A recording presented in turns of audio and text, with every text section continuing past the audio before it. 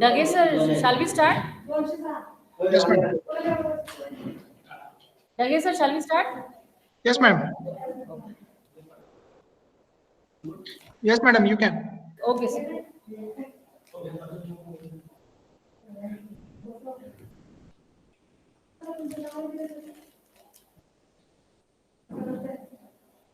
Okay. Good afternoon. Good afternoon.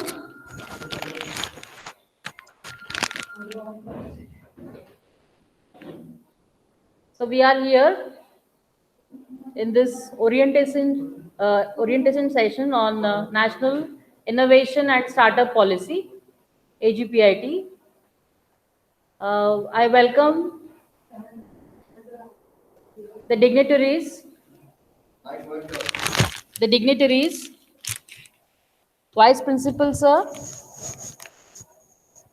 Dr. Poddar Sir, NISP members.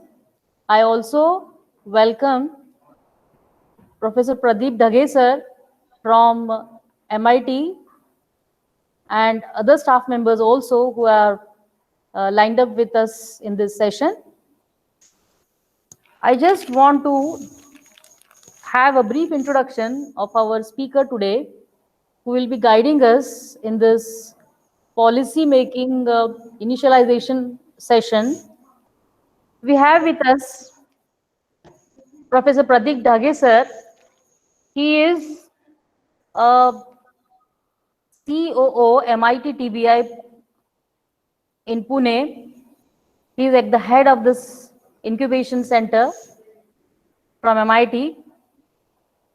To go on with his details, he is having a 12 years experience as the MIT TBI head with 5 years. He is having even the publications, 12 publications he has done. He is having a 1 patent and many FTPs and STTPs he has organized. He is currently pursuing the PhD. He is ME from ENTC department from completed in 2012. His many achievements we can find out to notify are, he is awarded with Dr. APJ Abdul Kalam Innovation Award 2019 by the MIT WPU Pune National Evaluator for Smart India Hackathon 2018-19. He is also awarded for the above and beyond contribution in service by MIT SOT version 2018. The winner of the Smart India Hackathon 2017, organized by Ministry of HRD, AICT as well. Texas Instrumentation Innovation Competition also he has won in 2015, and he is among top 10 in that competition. He also happened to be the nodal officer, Surya Mitra, supported by NIC and MNRE, the Ministry of RN, Government of India. His many skills are like product development, incubation, project management, IoT, training coordination, web services, and has a very good hand in microcontroller. Now, to go on with accomplishments, sir, it's having some 30 in line. I will just highlight 2. He is having an international patent, AUS, granted for IoT-based disaster management system. Another to mention is initiator of incubator at MIT Pune, made incubator policy. Also, he has successfully made MIT TBI product development policy on his own. He has also successfully made AIC MIT incubator proposal, Niti Aayog. He was a part of that. Also worked in MIT plus BlackBerry project CSR initiative in 2014-15, and also won the Asia's biggest hackathon by Central Government of India. The title of the project then was River Water Audit Management. 3 industry types he has made, like Capgemini, Korean, Spain, and Persistent. Like he has made types with MNRE, NISC, Government of India for solar program, successfully coordinated DST funding programs of SCR for TBI, successfully fetched DST funding of 10.5 lakhs under DST NIMMAT project in the year 2018 and 19. Also, 15 and 26 lakhs for entrepreneurship and solar program he has secured.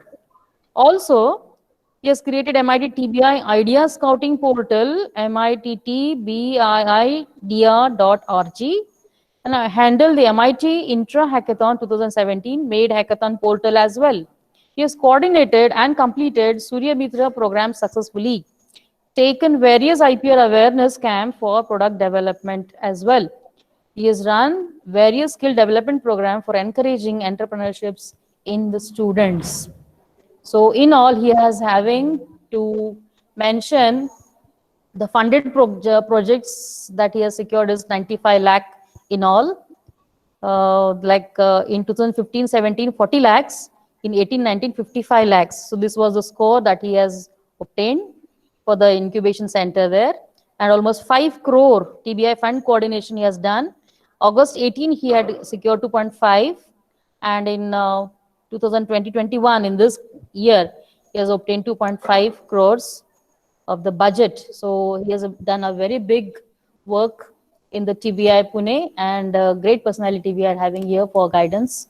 And we will see that we are having all the suggestions that he will be giving for the policy making, because we have recently started. So I welcome you, sir, on behalf of this AGPIT and ISP committee and AGPIT as well. So I hand it over to Pradeep, sir, to take over the session. Thank you, madam. Thank you very much.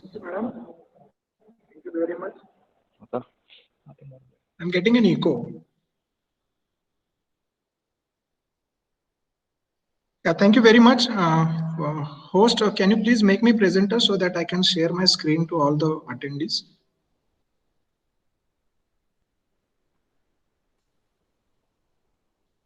Yeah, I'm already presenter. No problem. So you can share your screen as well. You can share your screen. Is it visible to all Now of it you? is appearing, sir. Now it's appearing. Okay.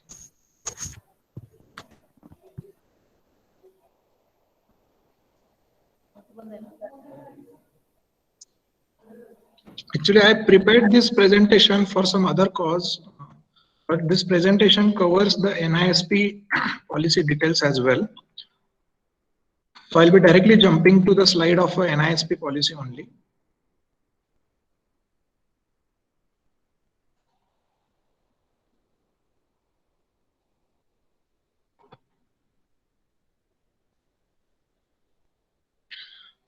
Yeah. So actually, MHRD, very recently, the MHRD has been known as a Ministry of Education as well. They have prepared one policy related to the innovation and startup. Am I audible? Just I want an acknowledgement from any of the attendees so that I can proceed. Yes, sir. You are audible, sir. Yeah. MHRD, Ministry of Education, they have prepared one policy. The policy was drafted in 2018 and Ministry have given the approval in 2019. The policy name is National Innovation and Startup Policy for Students and the Faculties, especially those faculties and students who are under HEI. HEI stands for Higher Education Institutions. It includes engineering, polytechnic, and any of the course track after 12 plus. This policy's objective is majorly focusing on the innovation and the startup. The faculties and the students, they used to do lots of projects in their entire engineering track. As far as students are concerned, in the 4 years of track, they used to do 2 projects. One is a mini project and one is a major project. On a parallel note, the faculty used to guide them, monitor them, and control as well. So most of the time, the students and faculties used to do lots of innovations and the projects.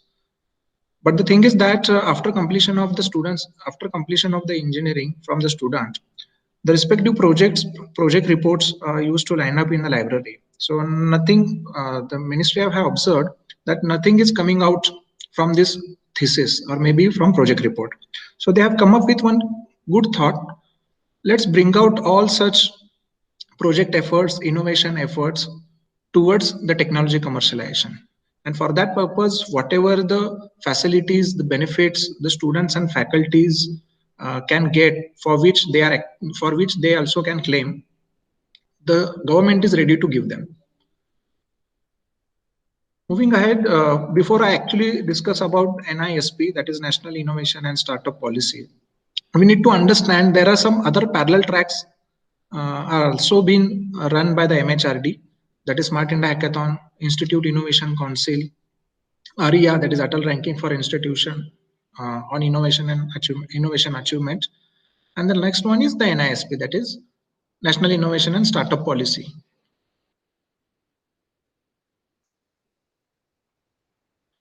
This policy has been prepared in, as I said, prepared in 2018, which got an approval in 2019. The NISP 2019 was launched by Honorable Ministry of HRD, instantaneous Minister of HRD at that time, by 11th of September 2019. And the intention of this policy is to guide the HEI, that is Higher Education Institute, to promote the student and faculty-driven innovation and startup. It is kind of an instrumental to leverage the potential of the students' problem solving and entrepreneurship mindset and promoting the strong inter-institutional partnership. So this is a tagline I have intentionally kept on this slide. The major intent of Minister of Education behind this NISP is to promote the students and faculty towards the entrepreneurship and innovation assignments and the projects, I would say, so that they can get motivated. And for that purpose, whatever the 360-degree ecosystem approach the government need to do, the government is ready to give that. Obviously, it is expected that when the government is taking such efforts, on a parallel note, the HEIs, respective host institute, respective college or institutes, academic houses, should also give a cohesive support to the student and faculties. If you see that at a nutshell, the major thrust areas of NISPs lies in a 6 vertical: A, B, C, D, E, and F.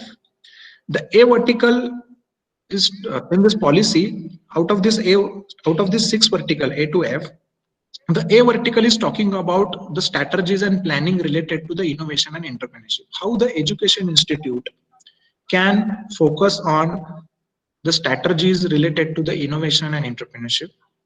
That all parts have been covered under A category.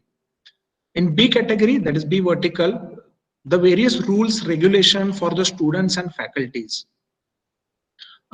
Various rules and regulation for students and faculties have been mentioned, have been written in B category, that is B vertical, wherein what benefits the students will be getting, what benefits the faculties may get if they contribute in innovation and related assignments or projects in association with students. Similarly, what facilities and the benefits the HEIs are also or may get from the government, that all norms, rules and regulations have been mentioned in B category.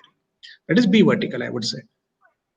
In C, if you see, the incubation and pre-incubation support related information and highlighting points have been mentioned in C.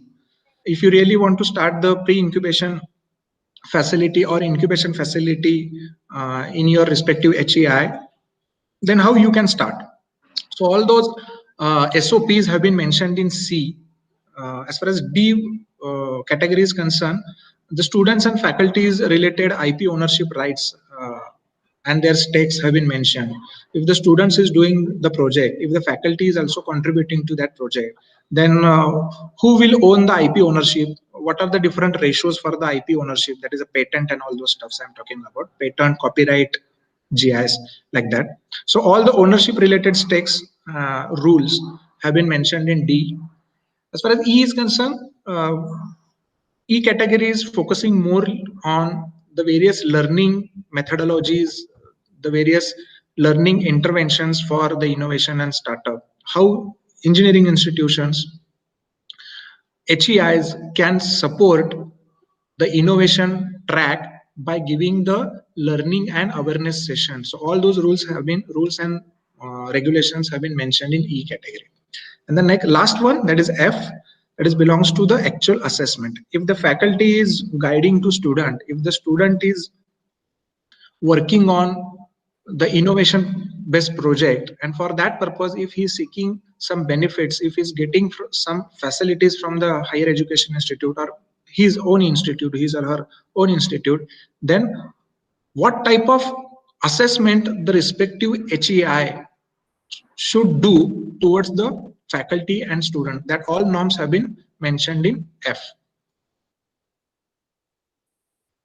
If you see the axis wise, I'll read the major highlights and the benefits of this policy, that is NISP policy. I'll go clockwise. Government suggested all HEI that the HEI must reserve at least 1% of the institutional total budget for the innovation activity. Suppose 10 crore rupees is the total budget. This is just a figure. I'm not highlighting the specific one, just a figure for an example. If 10 crore is the annual budget, out of that 1% you need to reserve for the innovation activity only. Similarly, if the students are working on a dedicated innovation activity, in that case, one academic break, maybe from semester or a year, can be offered to the respective student, and the credit for working on the innovative assignment against the respective prototype or business model can be considered by the government.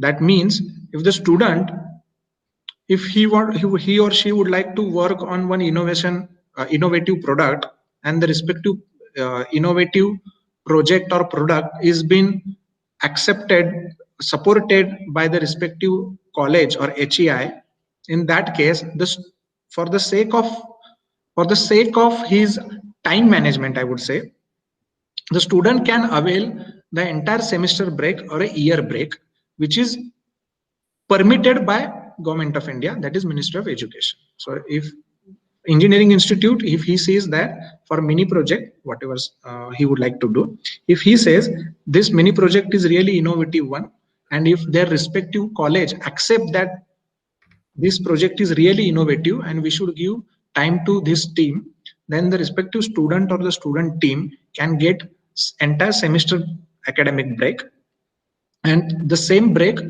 will be accepted and supported by the respective university and the government. So this is very clear over here.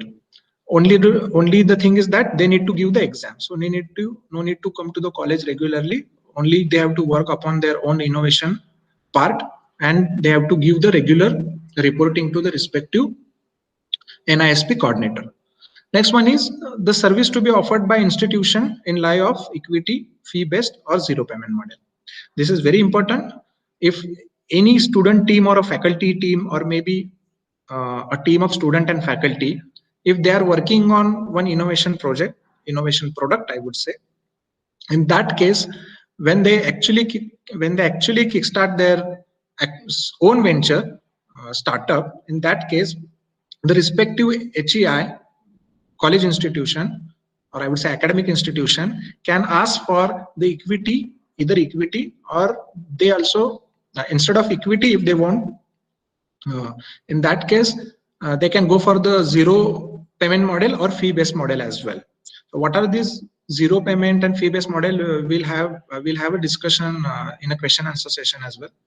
Next one is when the student and faculty start their startup or the innovation project. In that case, the respective institution incubator can take minimum 2% to maximum 9.5% of the equity stake in the respective startup or company. The complete ownership of IPR, as far as IPR is concerned, patent, copyright, GIS is concerned. So all this IPR related ownership lies at the inventor only. The idea initiator will be the owner of the respective IPR, and the rest of the bodies or rest of the, I would say, individuals will be acting as an innovator to the IPR application. We'll start with the A, B, C, D one by one, which we did discuss very recently. In A category, the strategies and the governance for promoting an entrepreneurship. All those norms related to the strategies and governance have been mentioned. Government says that at least 1%, I'll just use one highlighter. At least one senior person with charge of the incubation center, with the independent charge, I would say, should look towards this incubation activity as well as this national innovation and startup policy. I'm very happy that your college have appointed Professor Sakre Madam, who is looking after this entire NISP activity. So as per the norm, as far as first category of this policy is concerned, your college satisfy this norm that one senior person with charge of incubation and NISP should take care. Next one is in that, as I said, 1% of the fund of the total annual budget should be reserved for the innovation activity.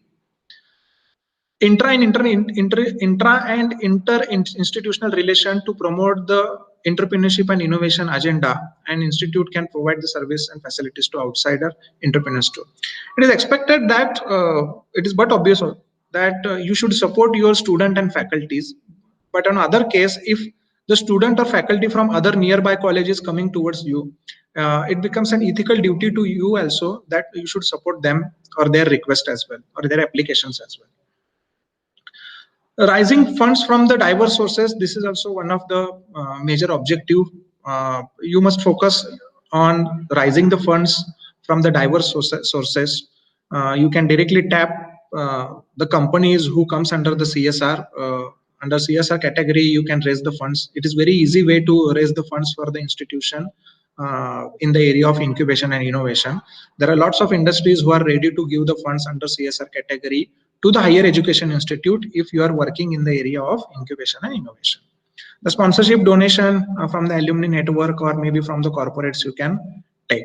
So these are the few points have been covered as a part of strategy and governance for promoting the entrepreneurship. By following all these practices, you can actually promote the entrepreneurship and the innovation activity. Apart from that, the respective HEI college should join the IIC. I'm sure your college, your institution must have started this IIC. I have heard that in recent past that your college have already started this IIC council. Sorry.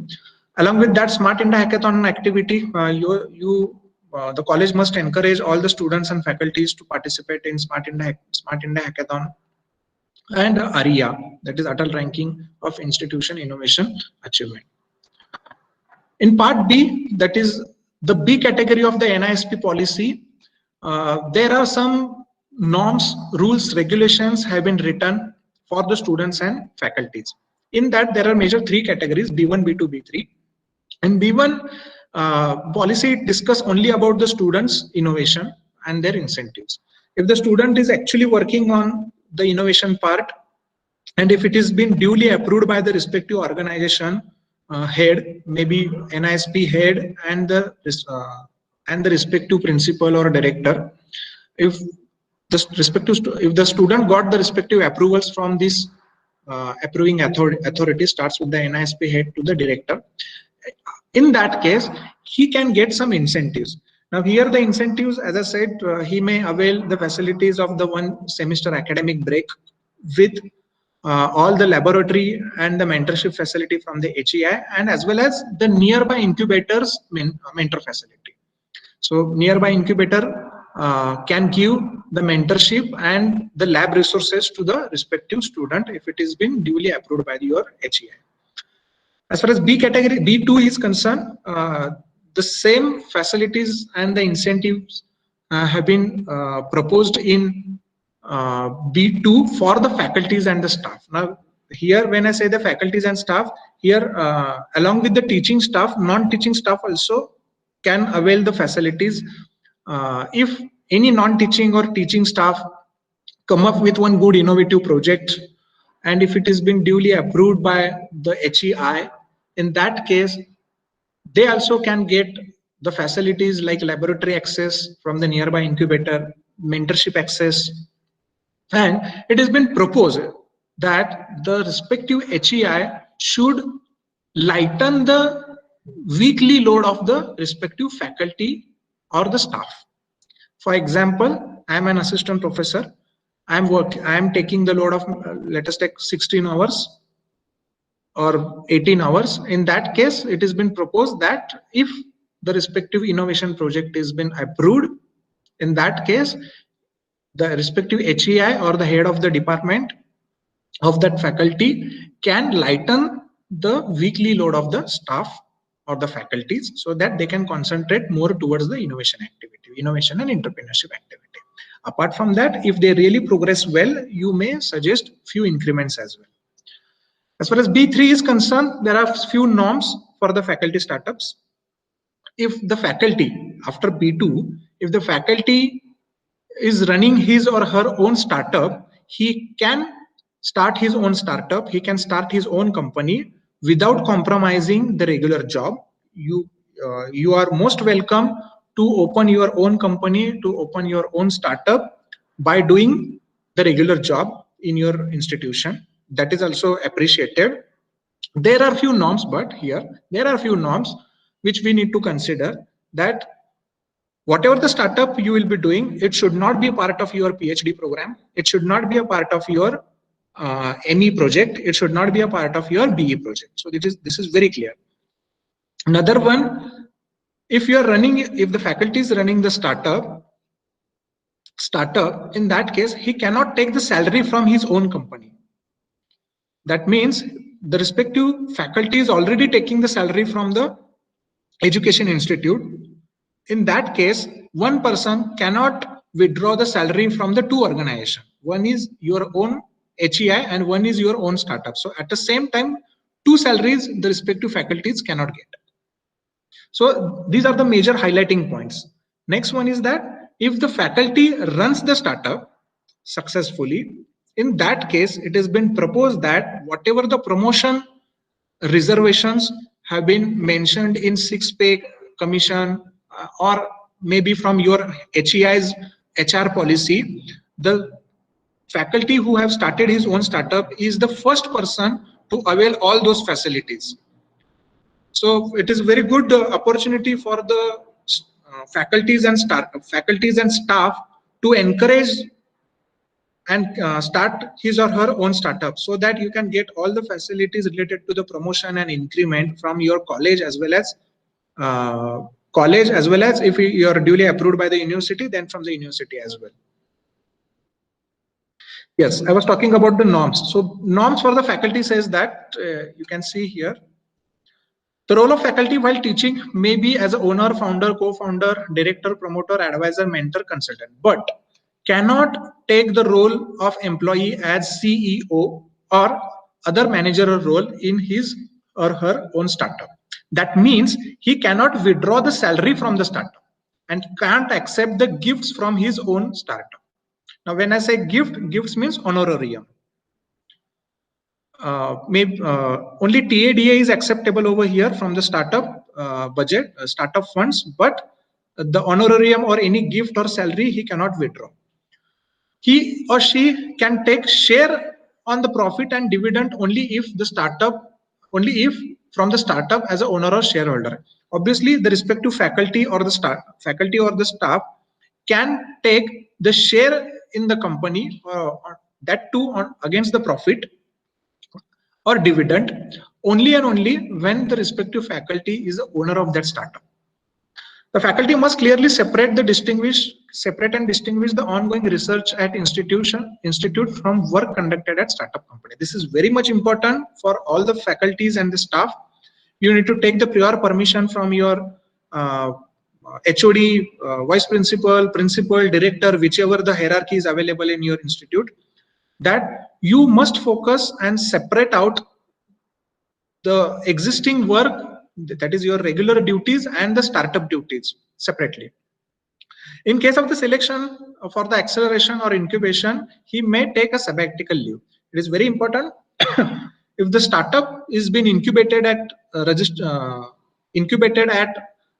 incubation center, in that case, the respective staff can take a sabbatical leave or any other leave up to 1 semester or 1 year or more based on the committee recommendation. Now, when we say committee here, the committee comprises of NISP head and your respective research R&D related coordinators or officers, I would say, and most important, that is your principal or director, whichever is available. Next one is the faculty must not involve the research staff or other staff engaged in academic project of institute in activity at startup. This is very clear that the respective faculty or staff, I would say, he or she should not involve any research staff. Now, when I say research staff, it means any research associate, any ME student or PhD student, or any PhD or ME related projects. You should not involve all such activities into your startup. This should be separate because these all are the academic activity and your startup is based on the innovation and business only. So these norms are very much clear. In part 3, as I said, there are few norms related to the incubation and pre-incubation. If you want to start your own incubation center, or if you have not started the incubation center, it is advised to start your pre-incubation center first. Just encourage your staff and student to do more activities in the area of innovation and entrepreneurship. The major objective of free incubation center is towards the training, awareness, and the outreach program of the innovation and entrepreneurship only. And once you feel that your students and faculties are very much serious and they have already get the speed of the innovation activity, then you can think for the incubation center. How to start the incubation center? That is a different and very long type of discussion. We may discuss this setting up of incubation center in maybe another lecture or the session. As far as D is concerned, the IP ownership rights, yes, students and faculties should start the innovation activity, and to encourage this activity, the government and the respective HEI is supporting the ownership right of the respective innovation as well. So any student and faculty, if they would like to file the patent, if they would like to go for the copyright or the GIS, in that case, the respective HEI and the government will be supporting from the rights point of view as well. Whoever is the idea initiator will be the actual owner of the IP, actual owner of the patent, I would say, and his other team members will be acting as a innovator over there. As far as E is concerned, the various learning intervention. Now this learning intervention is nothing but various outreach program or the various learning related program for the entrepreneurship and innovation activities. They have been suggested. Now this E part comes under the pre-incubation part as well. So how to start the various entrepreneurship and innovation activities? What are the different sizes of this training activity? That all have been mentioned over here. It is expected that every college or HEI, it is expected that the coordinator of NISP should run at least one entrepreneurship and innovation based training or the learning track or activity in each 3 months. That means in entire 12 months, that is of 1 year, the HEI must complete the 4 training, or I would say the awareness program.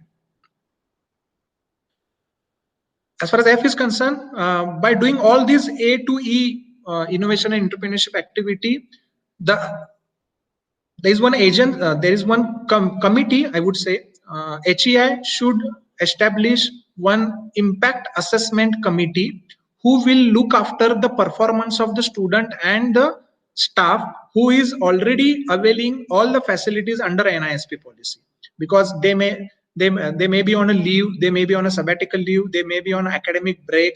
In that case, the performance of this staff or student, the respective impact assessment committee they will check actually.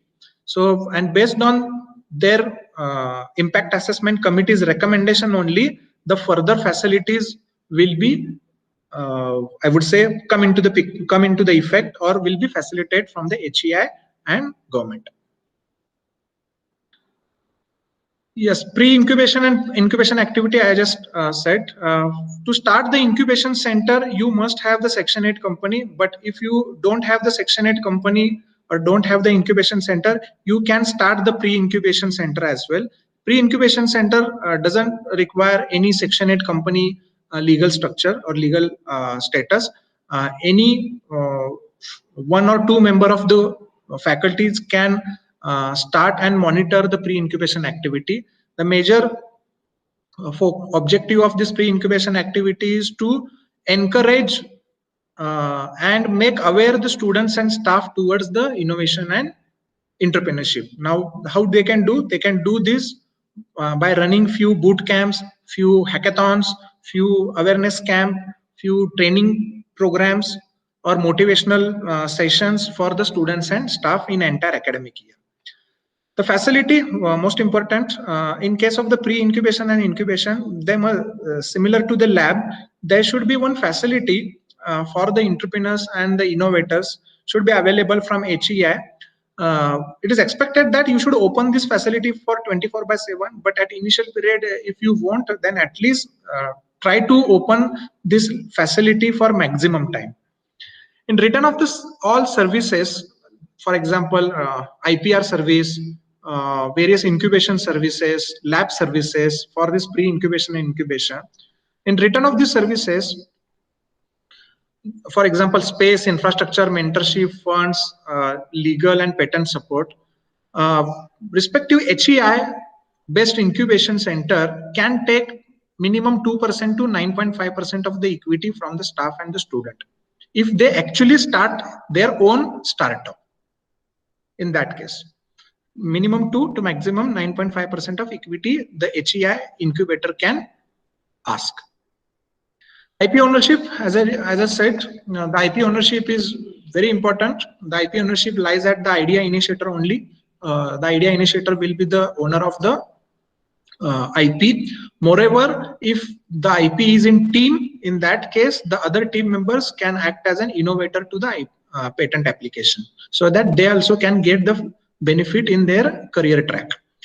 As far as sharing is concerned, if the HEI is actually involved from the financial front, if the HEI is also involved in that IP application, in that case, HEI can take the share of minimum 1% to 4% in that IP ownership, but it should not be more than 4%. All the 96% ownership will lies at IP owner only, that is student or staff, whoever has initiated this idea. Next one, if it is a software based, then it should be decided by the mutual discussion in between the institute incubation center and the respective startup company or respective student and staff group. Any other dispute related to the IP ownership, related to revenue sharing and licensing, then the 5-member committee, it is proposed that your college should form the 5-member committee, and they will look into the matter and the litigations of IPR only. As far as interdisciplinary research and the publication on startups are concerned, they should be promoted by the HEI only. If any work, if it is interdisciplinary, then instead of the respective department HOD, the same NISP coordinator or NISP head will look into all such matter, and it should be duly promoted by the HEI head as well. That means your principal or maybe your director. So these are the various highlighting points which I wanted to discuss with you. If you'd like to download all these annexures, these are the various links. You can download the NISP copy from this link. You can join the NISP campaign by visiting this link, and the institute can implement the NISP by adopting one senior faculty. The rules and regulation of this senior faculty has been mentioned in this link. So this is the short brief discussion from my side. I'm very happy to take your question and answer your queries if you have.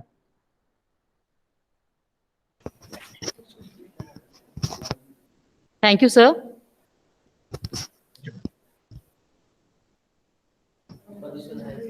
Hello. Hello. Yes, madam. Hello. Sir, can you hear me? Okay, sir. Yes, yes, ma'am. Uh, few questions are there. Like we have one staff on his own personal basis. He has had the IP rights for one project of his. He has obtained the patent, so he has some difficulty, sir. Mr. Okay. Upadhyay, sir, Professor Upadhyay, sir, will talk to you. Sir. Okay. Hello, am I audible, sir? Yes. Hello, sir. I'm Professor Upadhyay from A.G. Patil Institute. I had one question regarding incubation center, not regarding the patents. We have applied for incubation scheme of MSME before 1 year. So it has not been yet declared about the results, and anything has not declared by them. So my question was, if we want to take advantages of these types of schemes like MSME schemes, TBI scheme, the accreditation is mandatory for them. Is it true that accreditation is It required? is not expect. It is not required actually. Mhm. You are writing to MSME, Ministry of MSME, Ministry of Science and Technology, or Niti Aayog just to get the financial support. Yes. Okay, because for incubation, for establishment of incubation center, we need some funds. Mhm. Okay, if the HEI Institute is very much serious to start the incubation center, then in that case the management of the HEI also needs some fund support from the government, and for that purpose government is ready to give the fund. But it is not like that. If you are not getting any affiliation or the approval from the government, that means you cannot start your incubation center. It's not like that.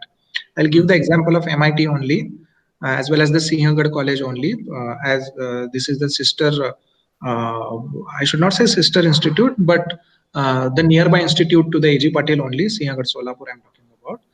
They do not have any affiliation or accreditation from government, but still they are running their own incubation center. Similarly, as far as MIT is concerned, now we got the support and the funds from the government, but initially when we started the incubation center, we did not had uh, the funds and any approval from the government. We by our own, we have started this incubation center. We run the incubation center for 2 years with our own pocket. That is from obviously management support. Then, when we wrote the proposal to government, the government came here. They did the Reiki over here. They analyzed all the facilities as per their norm, and then we got the support, or I would say accreditation from the government.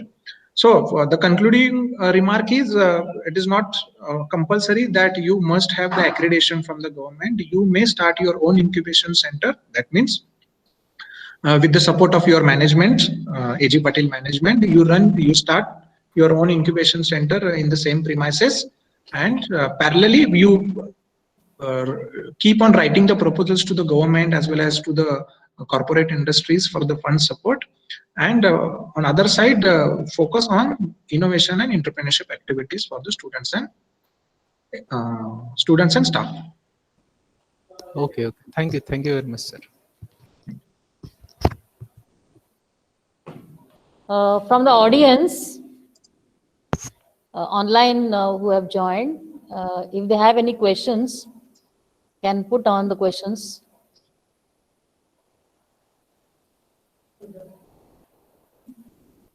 Dr. Poddar, sir.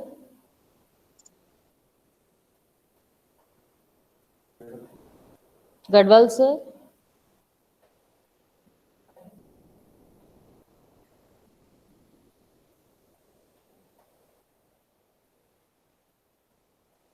I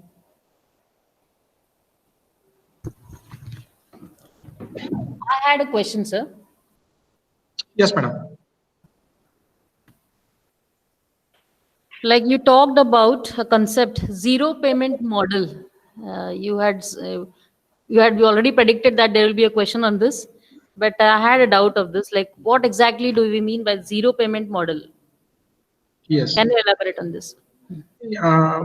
When we run the incubation center and when we implement this NISP policy, In that case, it is expected that the student and staff will get some laboratory as well as the asset facility from the respective innovation houses, like incubation or pre-incubation center, or maybe from the department of NISP in your college. Now, in as far as the specific example is concerned, you being an NISP head of your institute, if you are offering some facilities, or your student and staff are getting some facilities from your side, it is expected that you also should generate some revenue.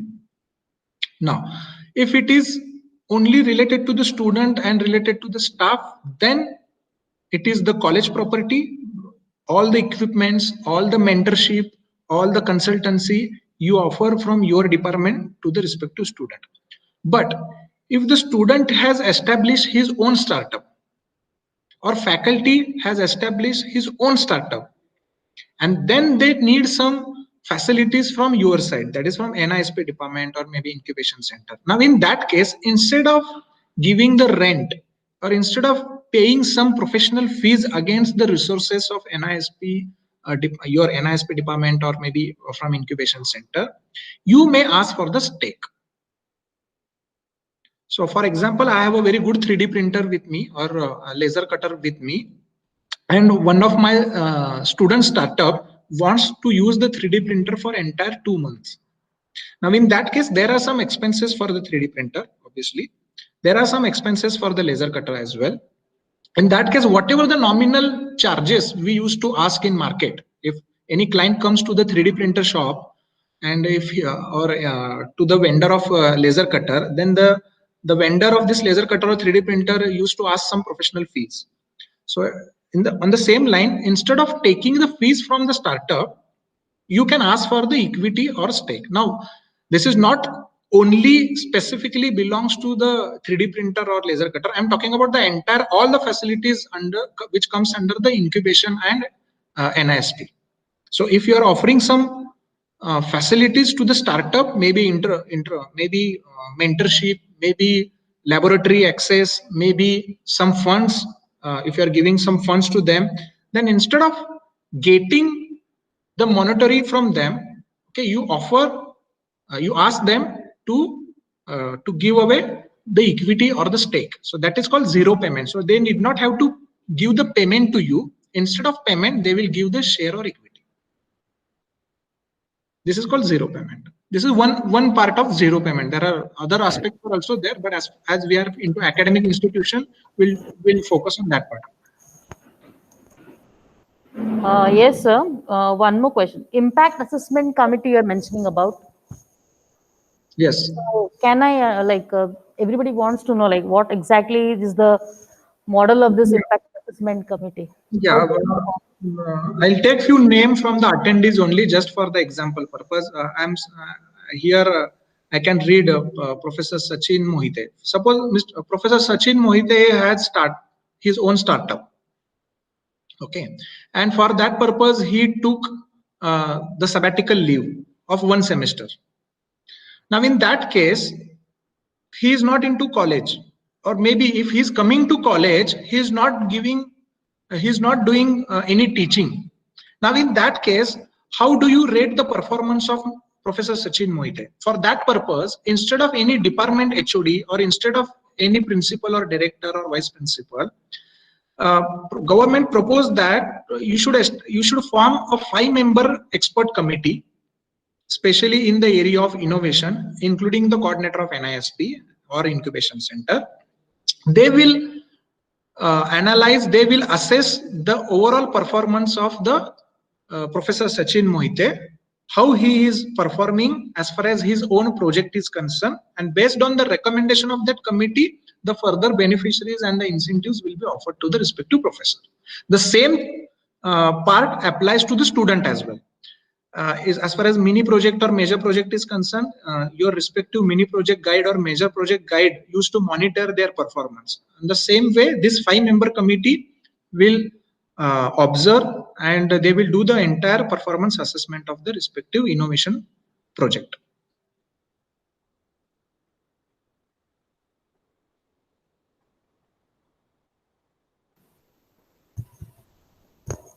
I'm awaiting for the questions from the audience who are online. Participants, I assume no questions are there, sir. So I hand over the session to Maslekar Madam for the vote of thanks, and then we'll conclude this session, sir.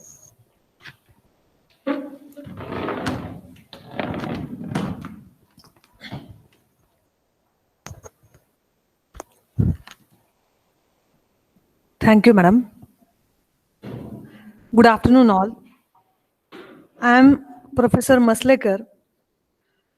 It gives me immense pleasure to present vote of thanks for this very informative session on National Innovation and Startup Policy 2019.